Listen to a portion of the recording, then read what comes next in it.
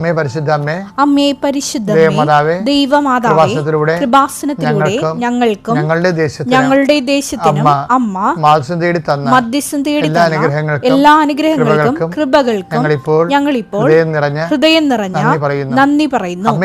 അമ്മേ പരിശുദ്ധമേ, ദൈവമാതാവേ, 2004 ഡിസംബർ 7 തീയതി ഉച്ചകഴിഞ്ഞ് 2:30 കൃപാസനത്തിൽ സംഭവിച്ച അമ്മയുടെ പ്രത്യക്ഷപ്പെടൽ കുറിച്ച് തിരുസഭയ്ക്ക് സമർപ്പിച്ചിരിക്കുന്ന പഠനരേഖകളുടെ മേൽ സഭാത്മകമായ പഠനങ്ങൾ ആരംഭിക്കുവാൻ താഴ്മയോടെ ഞങ്ങൾ പ്രാർത്ഥിക്കുന്നു. അമ്മേ പരിശുദ്ധമേ, ഭൂസ്വർലോകങ്ങളുടെ രാജ്ഞിയായ അങ്ങേയ്ക്ക് ഭൗമസംരക്ഷണത്തിനായി പ്രപഞ്ച പ്രകൃതിയെ തന്നെ തിരുസഭ പ്രതിഷ്ഠിക്കുവാൻ ഈ പ്രത്യക്ഷീകരണ വഴി ഇടയാക്കണമേ. പരിശുദ്ധമേ, ജപമാല മാതാവേ, സകല കൃപാസന പ്രാർത്ഥനകളോടും ചേർത്ത് ഞങ്ങളിപ്പോൾ പ്രാർത്ഥിക്കുന്ന ഈ കുടുംബത്തിന്റെ പ്രത്യേക നിയോഗം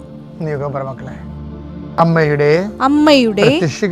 പ്രത്യക്ഷീകരണത്തിന്റെ ഈ അനുഗ്രഹവേളയിൽ ഞങ്ങൾക്ക് സാധിച്ചു തരുവാൻ കനിയണമേ. ആമേൻ. വിശ്വാസ പ്രമാണം. സർവശക്തനായ പിതാവും ആകാശത്തിന്റെയും ഭൂമിയുടെയും സൃഷ്ടാവുമായ ദൈവത്തിൽ ഞാൻ വിശ്വസിക്കുന്നു. അവിടുത്തെ ഏകപുത്രനും ഞങ്ങളുടെ കർത്താവുമായ ഈശോമിശിഹായിലും ഞാൻ വിശ്വസിക്കുന്നു. ഈ പുത്രൻ പരിശുദ്ധാത്മാവിനാൽ ഗർഭസ്ഥനായി കന്യകാമറിയത്തിൽ നിന്ന് പിറന്ന് പൊന്തിയോസ് പീലാത്തോസിന്റെ കാലത്ത് പീഡകൾ സഹിച്ച് കുരിശിൽ തറയ്ക്കപ്പെട്ട് മരിച്ച് അടക്കപ്പെട്ട് പാതാളങ്ങളിൽ ഇറങ്ങി മരിച്ചവരുടെ ഇടയിൽ നിന്ന് 3-ാം നാൾ ഉയർത്ത് സ്വർഗത്തിലേക്ക് എഴുന്നള്ളി സർവശക്തിയുള്ള പിതാവായ ദൈവത്തിന്റെ വലതുഭാഗത്തിരിക്കുന്നു. അവിടെ നിന്ന് ജീവിക്കുന്നവരെയും മരിച്ചവരെയും വിധിക്കുവാൻ വരുമെന്നും ഞാൻ വിശ്വസിക്കുന്നു. പരിശുദ്ധാത്മാവിലും ഞാൻ വിശ്വസിക്കുന്നു. വിശുദ്ധ കത്തോലിക്കാ സഭയിലും പുണ്യവാന്മാരുടെ ഐക്യത്തിലും പാപങ്ങളുടെ മോചനത്തിലും ശരീരത്തിന്റെ ഉയർപ്പിലും നിത്യമായ ജീവിതത്തിലും ഞാൻ വിശ്വസിക്കുന്നു. ആമേൻ. സ്വർഗ്ഗസ്ഥനായ ഞങ്ങളുടെ പിതാവേ, അങ്ങയുടെ നാമം പൂജിതമാകണമേ. അങ്ങയുടെ രാജ്യം വരണമേ. അങ്ങയുടെ തിരുമനസ് സ്വർഗത്തിലെ പോലെ ഭൂമിയിലും ആകണമേ. അന്നു വേണ്ടുന്ന ആഹാരം ഇന്ന് ഞങ്ങൾക്ക് തരണമേ.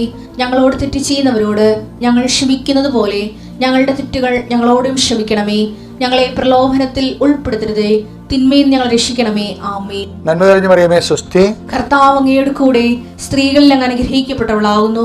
അങ്ങയുടെ ഉദരത്തിൻ ഫലമായി ഈശോ അനുഗ്രഹിക്കപ്പെട്ടവനാകുന്നു. പരിശുദ്ധ മറിയമേ, തമ്പുരാന്റെ അമ്മേ, പാപികളായ ഞങ്ങൾക്ക് വേണ്ടി ഇപ്പോഴും ഞങ്ങളുടെ മരണസമയത്തും തമ്പുരാനോട് അപേക്ഷിക്കണമേ. ആമേൻ. ഇന്നത്തെ ജീവിതം പരിശുദ്ധ അമ്മയുടെ മാധ്യസ്ഥത്തിലെ ഈശോവിൻ്റെ അടുത്ത് സമർപ്പിക്കുന്ന ഏറ്റവും മനോഹരമായ ഒരു സുപ്രഭാതത്തിലാണ് നമ്മൾ. ഇങ്ങനൊരു അവസരത്തിൽ കിട്ടിയൊരു നന്ദി പറയണം കർത്താവിന് സമർപ്പിക്കപ്പെട്ടിരിക്കുന്ന വിഷയങ്ങൾ ഒരു കാരണവശാലും നീ ഒറ്റക്കാകുകയില്ല. നിനക്ക് വേണ്ടി മധ്യസ്ഥം വഹിക്കാൻ അമ്മയും, നിന്റെ വിഷയം ഏറ്റെടുക്കാൻ ലോകത്തിന് മുഴുവൻ പാപഭാരങ്ങൾ സ്വന്തം കുരിശിലെ തിരുത്തോളിലേറ്റിയ കർത്താവ് നിന്റെ ഭാരങ്ങൾ ഏറ്റെടുക്കുമെന്നുള്ള കാര്യത്തിൽ നിനക്ക് ഉറപ്പിക്കാം. കർത്താവ് ഇതിൻ്റെ ഉന്നതമായ നാമത്തിന് സ്തോത്രം ചെയ്യുന്നു. കർത്താവ് ഇതിൻ്റെ വിശുദ്ധ പൗരോഹിത്യത്തെ മഹത്വപ്പെടുത്തണമേ. കർത്താവ് സഭയിലുള്ള സാന്നിധ്യം പ്രകടമാക്കണമേ. 39 വർഷം ഞാൻ അർപ്പിച്ച കൃപാനയുടെ യോഗ്യതയാൽ കൃപാസനത്താറെ ജീവനോടെ പ്രത്യക്ഷപ്പെട്ട പരിശുദ്ധ അമ്മയുടെ മാധ്യസ്ഥത്തിലെ ഞാൻ മക്കളെ കർത്താവിൻ്റെ അടുത്ത് സമർപ്പിക്കുന്നു. കർത്താവ് ഇന്ന് അങ്ങയുടെ മക്കളെ പ്രാർത്ഥന കൂടുന്ന മക്കളെ കടന്നു പോകുന്ന വഴികൾ കർത്താവ് അനുഗ്രഹിക്കട്ടെ. പരിശുദ്ധ അമ്മയുടെ മാധ്യസ്ഥത്തെ ഈശോ പൂർണ്ണമായി ഏറ്റെടുക്കട്ടെ.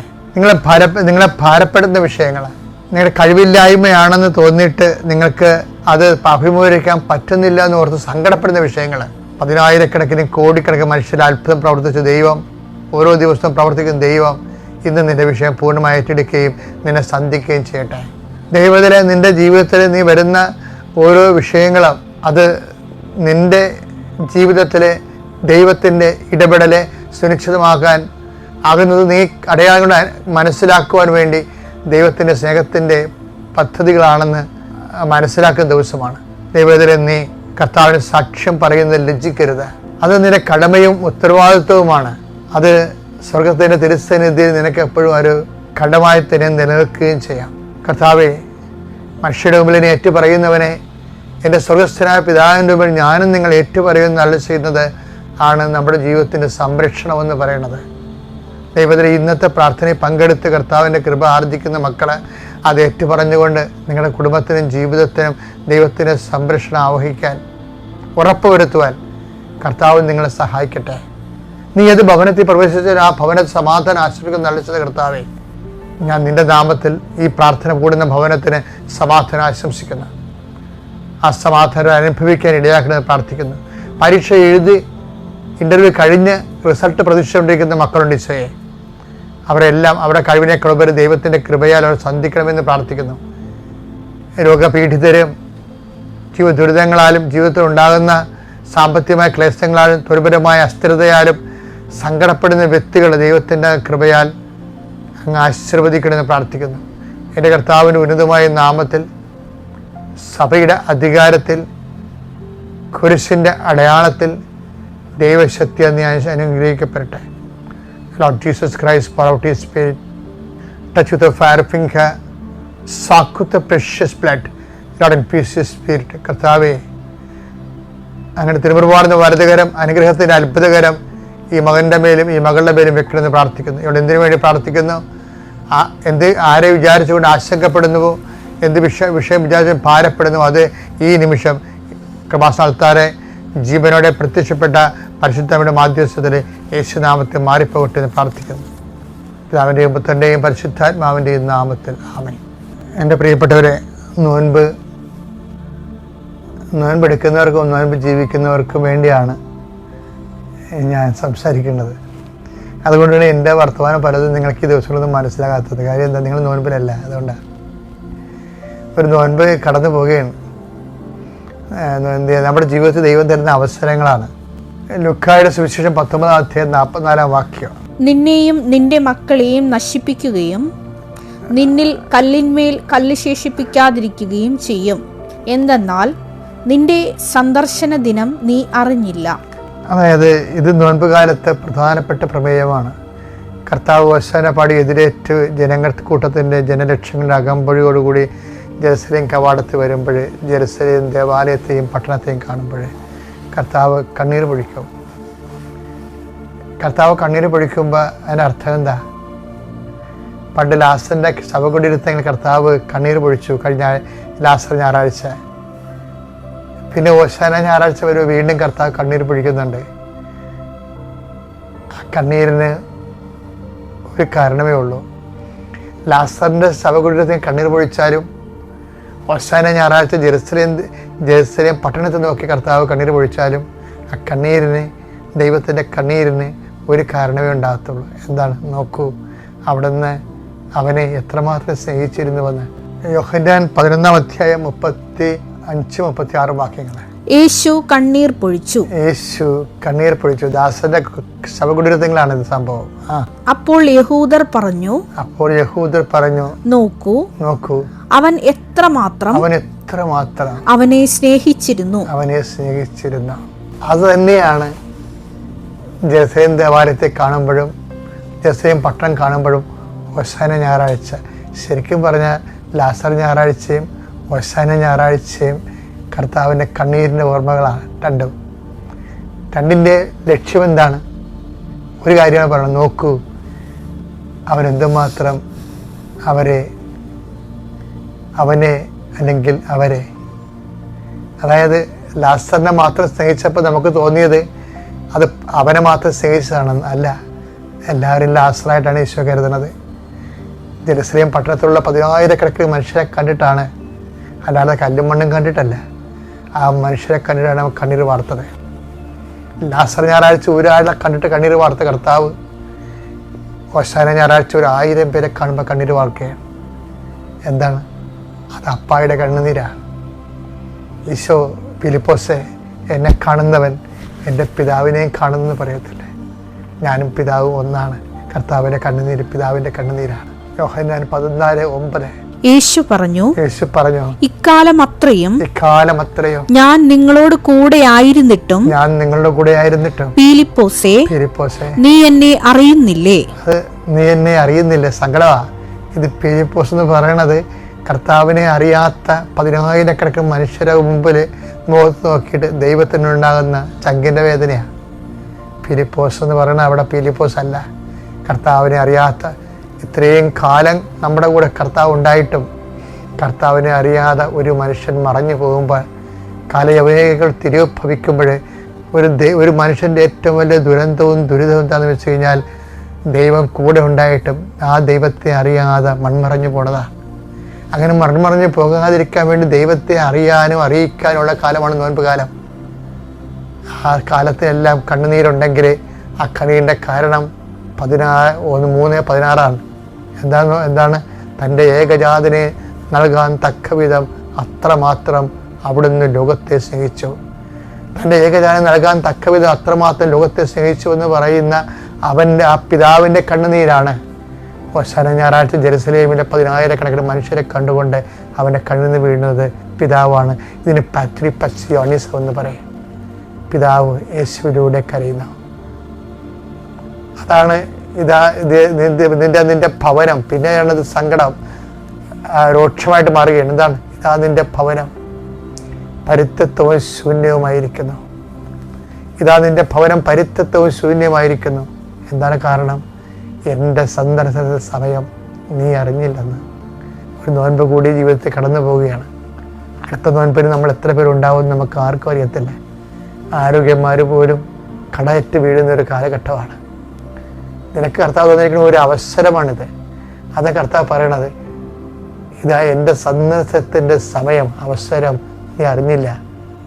ഈ നോൻപിനെ ഇനിയും നോൻപിൻ്റെ അരുവിലെ കാര്യങ്ങൾ വന്നിട്ടില്ലെങ്കിൽ ഈ നിമിഷം പിതാവിൻ്റെ ശങ്കിൻ്റെ വേദന കർത്താവിൻ്റെ കണ്ണിലൂടെ വന്ന കണ്ണുനീരായി തിരിച്ചറിഞ്ഞിട്ട് അവൻ നമ്മളെ അനുതാപത്തിലേക്ക് വിളിച്ച് ആ വിളി കേട്ട് നമുക്ക് കർത്താവിൻ്റെ കൂടെ ജീവിക്കാം.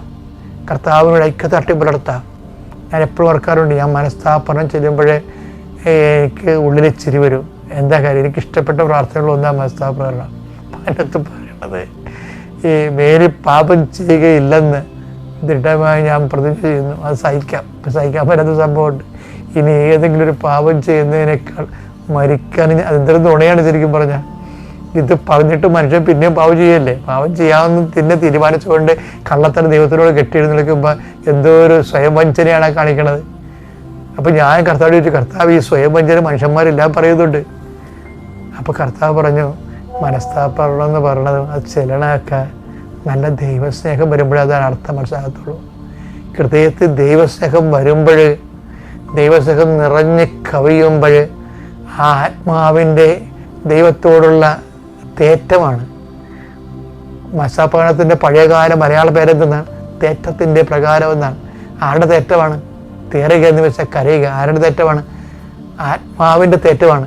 ആരാണ്? കർത്താവേ, നിൻ്റെ ഹൃദയത്തിലെ എൻ്റെ ഹൃദയം ചേർത്ത് വെച്ച് നിൻ്റെ നീ സ്നേഹിച്ച സ്നേഹം ഞാൻ തിരിച്ചറിഞ്ഞ് ഇനി എന്നെ ഇതിൽ നിന്ന് പിന്തിരിപ്പിക്കുന്നതിനേക്കാൾ നല്ലത് ഞാൻ മരിക്കുകയാണെന്ന് പറയുന്നത് ഒരു സ്നേഹം നിറഞ്ഞ ആത്മാവിൻ്റെ ഉദ്ദീരണങ്ങളാണ്, അർത്ഥവത്തായ.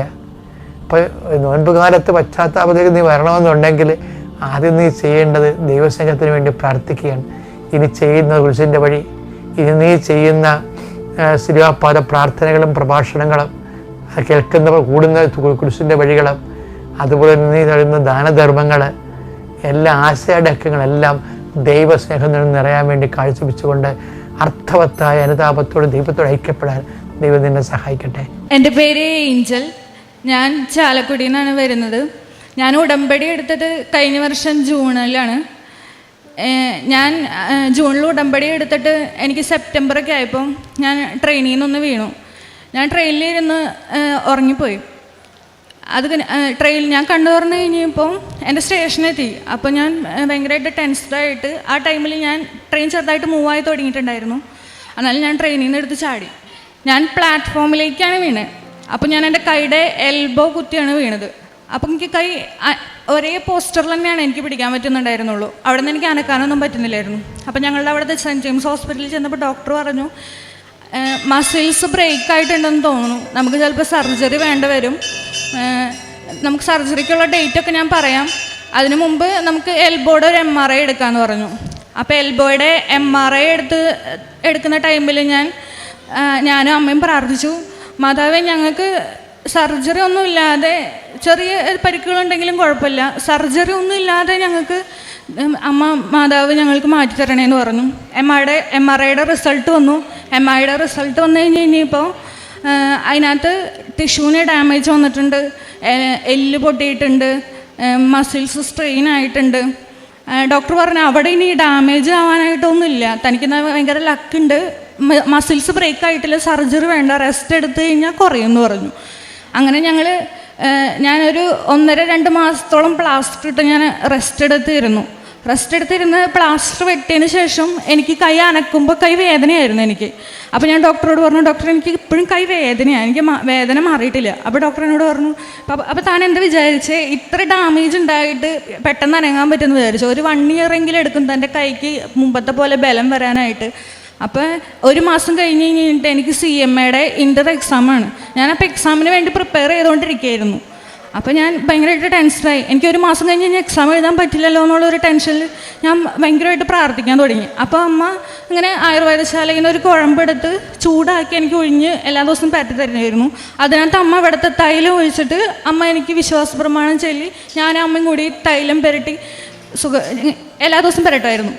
അപ്പോൾ ഡോക്ടർ പറഞ്ഞത് 1 വർഷം എടുക്കും തൻ്റെ കൈക്ക് ആ ബലം തിരിച്ച് തൻ്റെ മുമ്പത്തെ പോലെ ബലം കിട്ടണമെന്നുണ്ടെങ്കിൽ ഇനി 1 വർഷമെങ്കിലും എടുക്കും എന്നാണ് ഡോക്ടർ എന്നോട് പറഞ്ഞത്. പക്ഷെ പരിശുദ്ധ അമ്മ എനിക്ക് 1 മാസത്തിനുള്ളിൽ എൻ്റെ എക്സാമിനുള്ളിൽ എനിക്ക് എൻ്റെ കൈക്ക് മുമ്പത്തേനേക്കാളും ബലത്തിൽ എനിക്ക് പൂർണ്ണമായ ആരോഗ്യത്തോട് കൂടിയിട്ട് അമ്മ എനിക്ക് സൗഖ്യം തന്നു. അതിനുശേഷം ഞാൻ ഉടമ്പടി പുതുക്കാനൊന്നും എനിക്ക് പറ്റിയില്ല. അതിനുശേഷം ഞാൻ ഇപ്പോൾ ഈ മെയിൽ 12-ാം തീയതി എനിക്ക് ചെറിയൊരു പെയിൻ ഉണ്ടായിരുന്നു. അപ്പോൾ പെയിൻ എനിക്ക് ചെറുതായിട്ടേ ഉള്ളായിരുന്നു. അപ്പോൾ ഞാനത് വലിയ കാര്യമായിട്ട് എടുത്തില്ല, ഞാനതിങ്ങനെ മൈൻഡ് ചെയ്യാതെ നടന്നു. അപ്പം നടക്കുമ്പോഴാണ് എനിക്ക് പെയിൻ. അപ്പം ഞാൻ നടക്കുമ്പോൾ പെയിൻ വരുമ്പോൾ ഞാൻ കുറച്ച് നേരം ഇരിക്കും. അപ്പോൾ എനിക്ക് പെയിൻ മാറും, പിന്നെ ഞാൻ നടക്കും, പിന്നെ പെയിൻ വരും, ഞാൻ ഇരിക്കും. അപ്പോൾ ഞാൻ കാര്യമായിട്ടൊന്നും എടുത്തില്ല. അത് കഴിഞ്ഞ് കഴിഞ്ഞപ്പോൾ സൺഡേ എനിക്ക് നൈറ്റ് ഭയങ്കരമായിട്ട് പെയിൻ കൂടി വന്നു.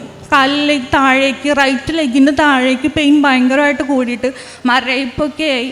അതിനുശേഷം എനിക്ക് ഞാൻ കാലനക്കുന്നുണ്ട്, മരയിക്കുന്നുണ്ടല്ലോ, അപ്പം ഞാൻ കാലിങ്ങനെ അനക്കുന്നുണ്ട്. അപ്പോൾ എൻ്റെ ഉള്ളിൽ ഞാൻ എൻ്റെ കാലനക്കുന്നുണ്ട്, എൻ്റെ കാലനങ്ങുന്നുണ്ട്, ചെറിയ പെയിനാണ്. അപ്പോൾ കാലനക്കുന്നതിൻ്റെ പെയിനാണ്. ഞാൻ ഹോളിലായിരുന്നു ഇരുന്നിരുന്നത്. അപ്പോൾ ഞാൻ ഹോളിലേന്ന് എഴുന്നേറ്റ് ഞാൻ എൻ്റെ റൂമിലേക്ക് പോകാനായിട്ട് നോക്കിയപ്പോൾ എനിക്ക് നടക്കാൻ പറ്റുന്നില്ല, ഒട്ടും അനങ്ങാൻ പറ്റുന്നില്ല എനിക്ക്. ഞാനൊരു 1/2 മണിക്കൂർ എടുത്തിട്ടാണ് എൻ്റെ റൂമിൻ്റെ ഹോളിൽ നിന്ന് ഞാൻ എൻ്റെ റൂമിലേക്ക് നടന്നെത്തിയത്. അപ്പം ഞാൻ റൂമിൽ ചെന്നിട്ട് അപ്പോൾ ഞാൻ ഭയങ്കര ശക്തമായ വേദനയാണ് എനിക്ക്. ഞാൻ കരഞ്ഞുകൊണ്ടിരുന്നിട്ട് എനിക്ക് എൻ്റെ അമ്മേനെ വിളിക്കാൻ പോലും പറ്റുന്നില്ല. അപ്പോൾ അമ്മ ശബ്ദം കേട്ട് വരുമ്പോൾ ഞാൻ ഇരുന്ന് കരഞ്ഞുകൊണ്ടിരിക്കുക. അപ്പോൾ അമ്മ എന്നോട് ചോദിച്ചു, എന്താ പറ്റിയ നീ എൻ്റെ കരയണേന്ന് ചോദിച്ചു. അപ്പോൾ ഞാൻ പറഞ്ഞു, അമ്മ എനിക്ക് ഭയങ്കര വേദനയാണ്. അപ്പോൾ ഞാനിങ്ങനെ കുറച്ച് ദിവസമായി പറയുന്ന വേദനയുണ്ട്. അപ്പം അമ്മ അത് കാര്യമായിട്ട് എടുത്തില്ല.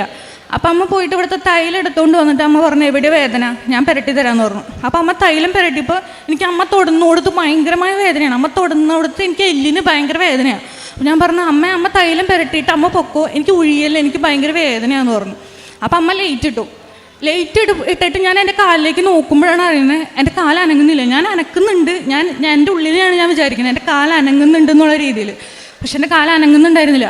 പെട്ടെന്ന് സഡൻലി ഞാനത് എൻ്റെ കാലനങ്ങുന്നില്ല എന്നുണ്ടെങ്കിൽ ഞാൻ ഭയങ്കരമായിട്ട് ഷോക്കായി, BP ഷൂട്ടായി, ഞാൻ ബോഡി ഫുള്ള് വിറയ്ക്കാൻ തുടങ്ങി. എനിക്ക് ഒട്ടും അനങ്ങാൻ പറ്റില്ല എന്നുള്ള രീതിയിലായി.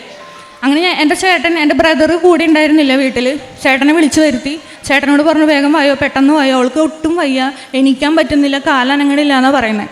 അപ്പോൾ ചേട്ടൻ ഒരു ഓട്ടോ വിളിച്ച് ഹോസ്പിറ്റലിൽ കൊണ്ടുപോകാന്നുള്ള രീതിയിൽ ചേട്ടൻ വന്നേക്കുവാണ്. അപ്പോൾ ഞാൻ ഓട്ടോ പോയിട്ട് എനിക്ക് ആ ബെഡിൽ നിന്ന് എണീക്കാൻ പോലും പറ്റില്ല. അങ്ങനെ ഞങ്ങൾ ആംബുലൻസ് വിളിച്ചു. വീട്ടിൽ നിന്ന് തന്നെ സ്ട്രെച്ചറിൽ ചാലക്കുടി താലൂക്ക് ആശുപത്രിയിൽ കൊണ്ടുപോയി. അവിടെ ചെന്നപ്പോൾ ഡോക്ടർ പറഞ്ഞു, ഓരോ നിമിഷവും വിലപ്പെട്ടതാണ്, നമുക്ക് എന്താ പറ്റിയേക്കണമെന്ന് അറിയില്ല. വലത് കാലിന് ഒട്ടും ചലനമില്ല, സെൻസേഷൻ ഉണ്ട്, പക്ഷെ മൂവ്മെൻ്റ് ഒട്ടുമില്ല. ഡോക്ടർ കാലിൻ്റെ താഴെ എന്തോ വെച്ചിങ്ങനെ നന്നായിട്ട് പ്രസ് ചെയ്യുന്നത് എനിക്ക് അറിയാൻ പറ്റുന്നുണ്ട്. സെൻസേഷൻ ഉണ്ട്, പക്ഷേ അതിന് ഒരു മൂവ്മെൻറ്റും എനിക്ക് ഉണ്ടാവുന്നില്ല. ഡോക്ടർ പറഞ്ഞു, എത്രയും പെട്ടെന്ന് മെഡിക്കൽ കോളേജിലേക്ക് എത്തിച്ചോ, എത്രയും പെട്ടെന്ന് എത്തിക്കാൻ പറ്റുമോ അത്രയും പെട്ടെന്ന് എത്തിച്ചോ എന്ന് പറഞ്ഞു. അങ്ങനെ ഞങ്ങൾ തൃശ്ശൂർ മെഡിക്കൽ കോളേജിൽ എത്തിച്ചു. അവിടെ ചെന്ന് കഴിയുമ്പോൾ അവർക്ക് വലിയ കാര്യമായിട്ടൊന്നും മൈൻഡില്ല. അവർ ഒരു സ്ട്രെച്ചറിൽ എന്നെ ഇങ്ങനെ കിടത്തിയേക്കുമായിരുന്നു. ഒരു 12 hours ഞാൻ അവിടെ ഒരു സ്ട്രെച്ചറിൽ ഒരു പെയിൻ കില്ലർ പോലും ഇല്ലാതെ വേദന സഹിച്ച് അനങ്ങാൻ പോലും പറ്റില്ലായിരുന്നു. അനങ്ങിക്കഴിഞ്ഞാൽ അവിടുത്തെ കാല് എല്ല് എനിക്ക് വേദനയായിരുന്നു. അങ്ങനെ ഒരു 12 hours ഞാൻ അവിടെ മെഡിക്കൽ കോളേജിൽ കിടന്നു. അതിനുശേഷം ഒരു 3:30-4 മണി ആയപ്പോഴാണ് അവർ പറയണേ, എക്സ്റേയും CT സ്കാനിലൊന്നും കുഴപ്പമില്ല. അപ്പം നമുക്ക് MRI എടുത്ത് നോക്കാം. അതിന് മുമ്പ് നമുക്ക് 2 ദിവസം ഇവിടെ അഡ്മിറ്റായിട്ട് കിടന്നിട്ട് എങ്ങനെയുണ്ടെന്ന് നോക്കാം, എന്നിട്ട് നമുക്ക് ഫർദറായിട്ടുള്ള പ്രൊസീഡിങ്സ് എന്താണെന്ന് വെച്ചാൽ ചെയ്യാമെന്ന് പറഞ്ഞു. അപ്പോൾ ഞങ്ങൾ പറഞ്ഞു ഓക്കെ ശരി. അപ്പോൾ അഡ്മിറ്റ് ആക്കിയിട്ട് ഞങ്ങൾ വാർഡിൽ പോയി നോക്കിയപ്പോൾ കിടക്കാൻ സ്ഥലമൊന്നുമില്ല. അപ്പോൾ അവർ പറഞ്ഞു താഴെ കിടക്കേണ്ടി വരും, എങ്ങനെയാണ് അഡ്മിറ്റായിട്ട് താഴെ കിടന്നോന്ന് പറഞ്ഞു. അപ്പോൾ സ്ട്രെച്ചറിൽ നിന്ന് എഴുന്നേക്കാൻ പറ്റാത്ത എന്നോടാണ് താഴെ കിടക്കാൻ പറയുന്നത്. അപ്പം എൻ്റെ ബ്രദർ പറഞ്ഞു വേണ്ട, നമുക്ക് ഡിസ്ചാർജ് വാങ്ങി വീട്ടിൽ പോകാം, ഞങ്ങൾ വീട്ടിൽ പോയി റെസ്റ്റ് എടുത്തിട്ട് വരാമെന്ന് പറഞ്ഞു. വീട്ടിൽ ചെന്നു. അന്ന് രാത്രി പെയിൻ കില്ലറിൻ്റെ സെഡേഷനിൽ ഞാൻ ഉറങ്ങി. എനിക്ക് നല്ല പെയിൻ ഉണ്ട്, സെഡേഷനിൽ ഞാൻ ഉറങ്ങി. ഉറക്കത്തിലും എനിക്ക് നല്ല പെയിൻ ഉണ്ട്. പിറ്റേ ദിവസം വൈകിട്ട് ഞാൻ പറഞ്ഞു എനിക്കപ്പോൾ എഴുന്നേറ്റ് ഇരിക്കാം, എൻ്റെ അരയ്ക്ക് മുകളിലേക്ക് എനിക്ക് കുഴപ്പമൊന്നുമില്ല. ഞാൻ പറഞ്ഞു ഹോസ്പിറ്റലിൽ പോവാം, ഇന്നലത്തെ പോലെ സ്ട്രെച്ചറിൽ ഹോസ്പിറ്റലിലേക്ക് പോകേണ്ട അവസ്ഥയിൽ വരണ്ട, നമുക്ക് ഹോസ്പിറ്റലിൽ പോകാമെന്ന് പറഞ്ഞു. അങ്ങനെ ഞങ്ങൾ അവിടെ നിന്ന് വെളുപ്പിന് ഒരു 2 മണിയൊക്കെ ആയി.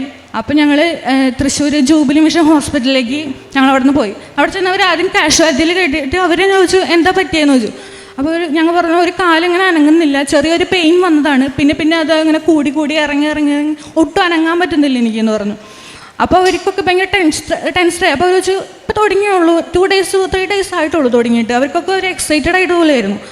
അപ്പോൾ ഒരു റെയർ കേസ് ആയതുകൊണ്ട് അവിടെ പഠിക്കുന്നവരും നഴ്സിങ്ങിന് പഠിക്കുന്നവരും അവിടെ ഹൗസ് സർജൻസ് ചെയ്യുന്ന ഡോക്ടേഴ്സും മാറി വന്ന് തന്നെ എൻ്റെ അടുത്ത് ഇങ്ങനെ ഡീറ്റെയിൽസ് ചോദിച്ച് അവർ കാലൊക്കെ പൊക്കി. അപ്പോൾ അവർ കാലൊക്കെ പൊക്കുമ്പോൾ ഞാൻ അവിടെ കിടന്ന് വേദന കൊണ്ട് കരഞ്ഞ് ഇരിക്കുകയാണ്. അപ്പം ഞാൻ പറഞ്ഞു, ഞാൻ അവിടെ കിടന്നിട്ട് പറഞ്ഞു അമ്മ മാതാവേ എനിക്കറിയില്ല, ഞാൻ ചെയ്ത കാര്യങ്ങളിലൊക്കെ എന്തെങ്കിലും തെറ്റുണ്ടോയെന്ന് എനിക്കറിയില്ല, പക്ഷേ എനിക്ക് ഇനി വേദന സഹിക്കാൻ വയ്യ, ഞാൻ എൻ്റെ സഹിക്കാവുന്നതിൻ്റെ അങ്ങേയറ്റം വേദന സഹിച്ചു. ഞാൻ ചെയ്ത ഉടമ്പടിയിൽ എന്തെങ്കിലും തെറ്റുണ്ടെന്നുണ്ടെങ്കിൽ ഞാനത് തിരുത്തി ഞാൻ ഉടമ്പടി പുതുക്കി ഞാൻ എനിക്ക് വേണ്ടിയിട്ട് സാക്ഷ്യം പറയാം, അവിടെ ആൾത്താരയിൽ വന്നിട്ട് ഞാൻ സാക്ഷ്യം പറയാമെന്ന് പറഞ്ഞു. അങ്ങനെ അവിടുത്തെ ന്യൂറോ ഡോക്ടർ വന്നിട്ട് പറഞ്ഞു നാളെ സർജൻ വരും, സർജറി വാർഡിലേക്ക് മാറ്റിക്കോ, ഡോക്ടർ വന്ന് നോക്കിയിട്ട് എന്താണെന്ന് വെച്ചാൽ ഫർദർ നമുക്ക് കാര്യങ്ങൾ ചെയ്യാമെന്ന് പറഞ്ഞു. അപ്പോൾ അവർ പറഞ്ഞു ഇത്രയും പെയിനുള്ളതല്ലേ, അപ്പോൾ 5ാമത്തെ നിലയിലാണ് വാർഡുള്ളത്, അപ്പോൾ അങ്ങോട്ട് പോകുന്നതിന് മുമ്പ് നമുക്ക് MRI എടുത്തിട്ട് പോകാം, ഞങ്ങൾ സീനിയർ ഡോക്ടേഴ്സിൻ്റെ അടുത്ത് ഒന്ന് ചോദിച്ചു നോക്കട്ടെ എന്ന് പറഞ്ഞു. അപ്പോൾ സീനിയറുടെ അടുത്ത് വിളിച്ചിട്ട് അവർ പറഞ്ഞു ഇങ്ങനെ ഒരു കേസ് വന്നിട്ടുണ്ട്. അപ്പോൾ ഡോക്ടർ പറഞ്ഞു ഞാൻ നാളെ രാവിലെ വന്നിട്ട് നോക്കിയിട്ട് MRI എടുത്താൽ മതി എന്ന് പറഞ്ഞു. പിറ്റേ ദിവസം ഡോക്ടർ വന്നിട്ട് ആൾ റൗണ്ട്സിന് വന്നപ്പോൾ എന്നെ വന്നിട്ട് നോക്കിയിട്ട് പറഞ്ഞു ഇപ്പം തന്നെ MRI എടുത്തു, എന്നിട്ട് നമുക്ക് സർജറിക്കുള്ള പ്രൊസീഡിങ്സ് നോക്കാമെന്ന് പറഞ്ഞു. അത്രയും പോലും അനങ്ങുന്നില്ല, ആളത്രയും ഒട്ടും എക്സ്പെക്റ്റ് ചെയ്തിട്ടല്ലായിരുന്നു വന്നിരുന്നത്. എന്നിട്ട് ഡോക്ടർ അപ്പം ഞങ്ങൾ പ്രാർത്ഥിച്ചു. ഞങ്ങളിവിടെ കൊണ്ടുവരുന്ന ബീന ചേച്ചിനൊക്കെ വിളിച്ച് ഞങ്ങൾ പ്രാർത്ഥിച്ചു. അതിന് മുമ്പ് ഇവിടെ വണക്കമാസം ഞങ്ങൾ പറഞ്ഞ് ഏൽപ്പിച്ചു. ബുധനാഴ്ച ഇവിടെ വണക്കം വിളിച്ച് പറഞ്ഞു.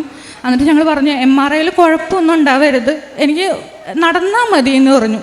അപ്പോൾ MRI ജൂബിലി മിഷൻ ഹോസ്പിറ്റൽ വലിയ ഹോസ്പിറ്റലാണ്. അപ്പം ഞാൻ ഗേറ്റ് 2-ലാണ് കിടക്കുന്നത്, ഈ MRI റൂം ഗേറ്റ് 8-ലാണ്.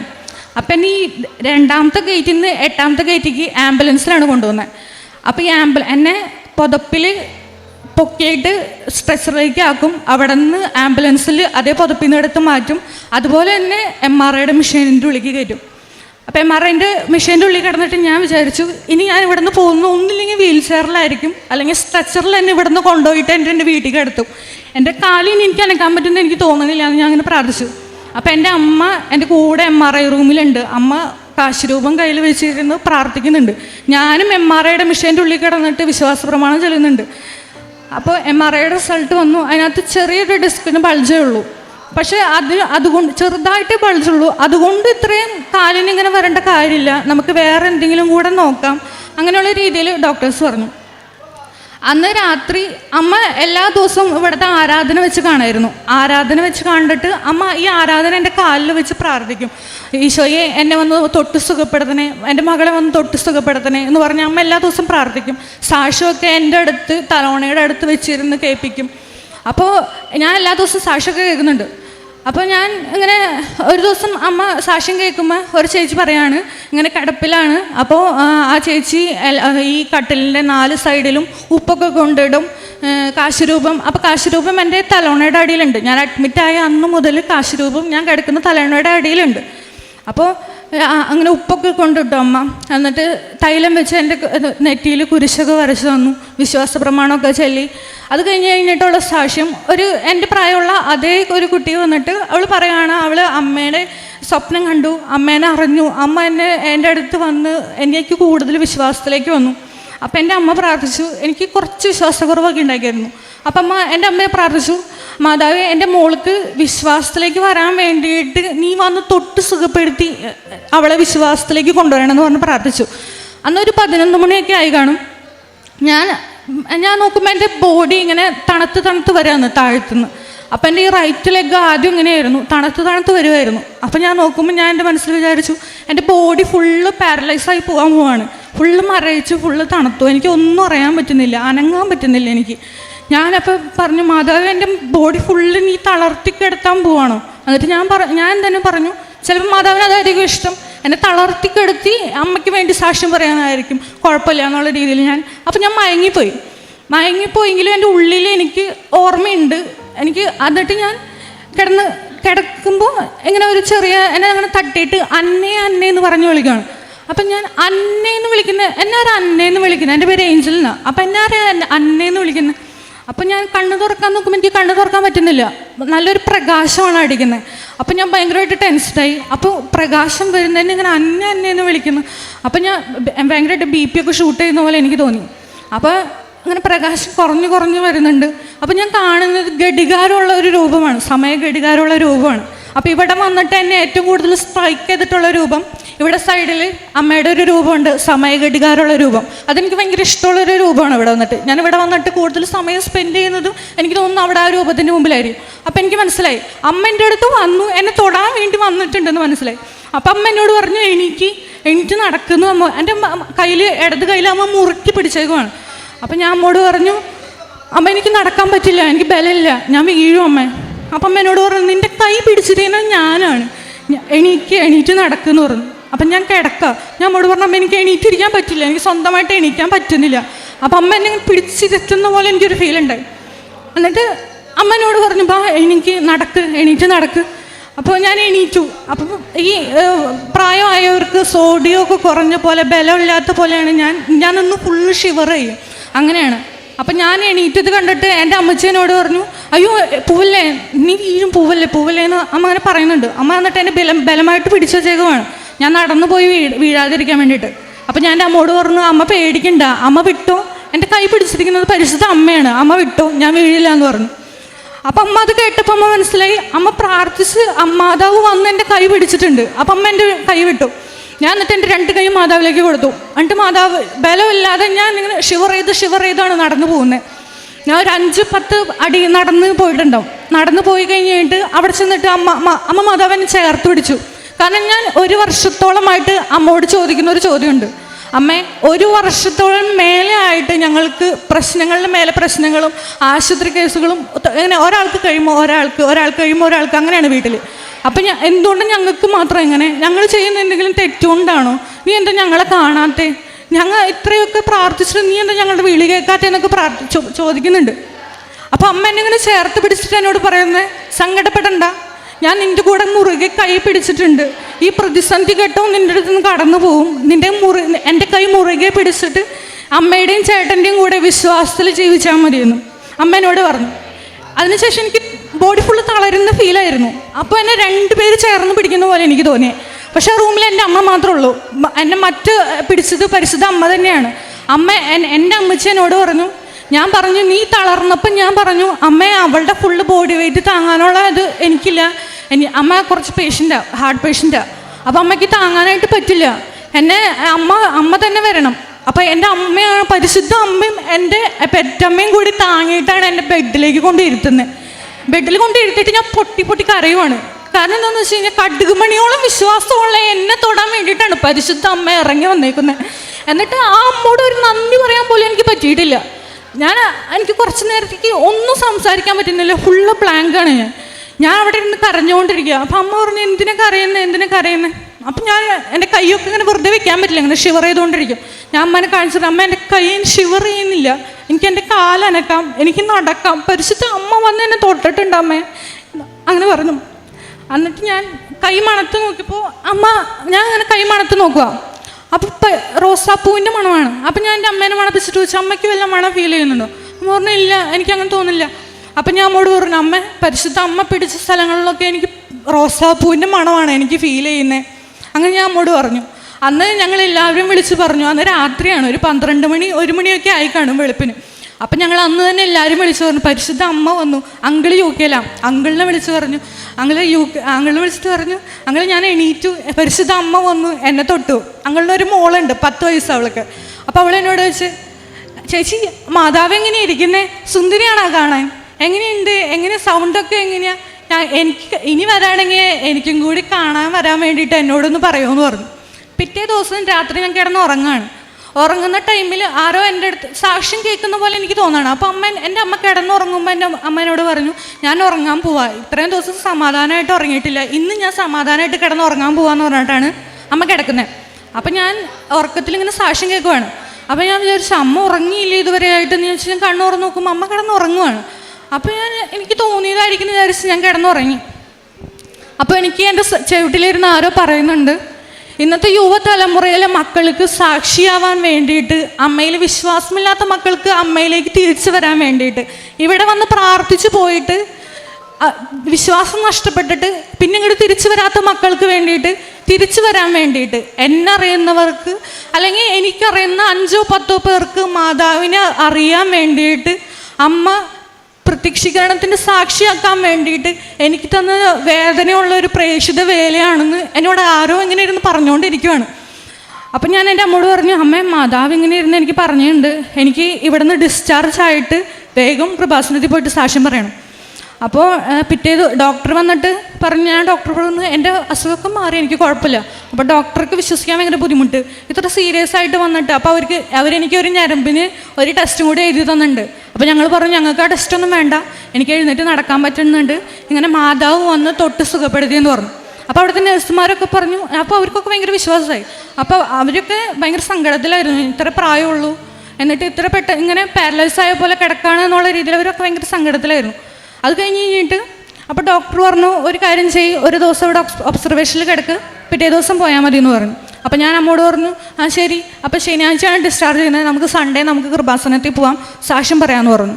അപ്പോൾ എൻ്റെ ഉള്ളിലിരുന്ന് ആരോ പറയുവാണ്, വേണ്ട, ചേട്ടനെയും കൊണ്ട് പോയാൽ മതി, ചേട്ടൻ അന്ന് സൺഡേ വരാൻ പറ്റില്ല, അപ്പോൾ ചേട്ടനെയും കൊണ്ട് പോയാൽ മതി, ചേട്ടന് വിശ്വാസത്തിലേക്ക് വരണം, ചേട്ടനും ഇതുപോലെ വിശ്വാസമൊന്നുമില്ല, കുടുംബ പ്രാർത്ഥനയിലൊന്നും വരില്ല, പള്ളിയിലൊന്നും പോവില്ല, അങ്ങനെയൊക്കെ ചേട്ടൻ. അപ്പോൾ ചേട്ടൻ വിശ്വാസത്തിലേക്ക് വരാൻ വേണ്ടിയിട്ട് ചേട്ടനെയും കൊണ്ട് നീ കൃപാസനത്തിൽ പോകണം, ചേട്ടൻ കേൾക്കല നീ സാക്ഷ്യം പറയണം. അപ്പം ഞാൻ പറഞ്ഞു, അമ്മ നമുക്കിപ്പോൾ പോകണ്ട, ചേട്ടൻ വരുമ്പോൾ പോയാൽ മതി, നമുക്ക് ചേട്ടൻ എന്നാണ് വരാൻ പറ്റുന്നത് അന്ന് പോയാൽ മതി. അപ്പോൾ ചേട്ടൻ പറഞ്ഞിരിക്കുന്നത്, എനിക്ക് ഈ അടുത്തൊന്നും ലീവ് ഉണ്ടാവില്ല, എനിക്ക് ഈ സൺഡേയും പോകേണ്ടി വരും, അപ്പോൾ നിങ്ങൾ ബസ്സിന് പോരേന്നാണ് ചേട്ടൻ പറഞ്ഞിരുന്നത്. മാതാവ് അതിന് അവസരം തന്നു. ഇന്നത് ഞാനിവിടെ എൻ്റെ 2 കാലിൽ വന്ന് നിന്നിട്ടാണ് സാക്ഷ്യം പറയുന്നത്. ഈ അൾത്താരയിൽ വന്നിട്ട് നിന്ന് സാക്ഷ്യം പറയാൻ തന്ന മാതാവിന് ഒരുപാട് നന്ദി. ഞാൻ എൻ്റെ പ്രേക്ഷിത വേലയായിട്ട് ചെയ്തുകൊണ്ടിരുന്നത് പൊതിച്ചോറ് കൊടുക്കലായിരുന്നു. പൊതിച്ചോറ് എൻ്റെ വീട്ടിൽ കുറച്ച് 2-3 പൊതിച്ചോറുണ്ടാക്കും. പിന്നെ ഞങ്ങളുടെ അയൽവക്കത്തൊക്കെ പറഞ്ഞ് കുറച്ച് പൊതിച്ചോറൊക്കെ കളക്ട് ചെയ്യും. എന്നിട്ട് ഞങ്ങളുടെ ചാലക്കുടിയിൽ തന്നെ ഇങ്ങനെ ഭിക്ഷാടനം നടത്തുന്നവർ അല്ലെങ്കിൽ അങ്ങനെ വഴിയരികിലുള്ളവർ അവർക്കൊക്കെ കൊണ്ട് ഭക്ഷണം കൊടുക്കും. ഞങ്ങൾ അങ്ങനെയായിരുന്നു പ്രേക്ഷിത വേല ചെയ്തുകൊണ്ടിരുന്നത്. പത്രമൊക്കെ കൊടുത്തുകൊണ്ടിരുന്നത് അവിടെ ചാലക്കുടി ഗവൺമെൻറ് ഹോസ്പിറ്റലിൽ അവിടുത്തെ രോഗികളുടെ അടുത്തൊക്കെ പോയി ഞങ്ങൾ സംസാരിച്ച് അവരുടെ വിഷമങ്ങളൊക്കെ അറിഞ്ഞ് പിന്നെ ഞങ്ങൾ അവർക്ക് പത്രമൊക്കെ കൊടുക്കും. അവരെ കാണാൻ വരുന്നവർക്കൊക്കെ പത്രമൊക്കെ കൊടുക്കും. ഇത്രയും വലിയ അനുഗ്രഹങ്ങൾ തന്ന് എന്നെ അനുഗ്രഹിച്ച പരിശുദ്ധ അമ്മയ്ക്കും തിരുക്കുമാരനും ഒരുപാട് നന്ദി. പുറപ്പാടിൻ്റെ പുസ്തകം 33:19 തിരുവചനങ്ങൾ അരുളി ചെയ്യുന്നു, എനിക്ക് ഇഷ്ടമുള്ളവനിൽ ഞാൻ പ്രസാദിക്കും, എനിക്കിഷ്ടമുള്ളവനോട് ഞാൻ കരുണ കാണിക്കും.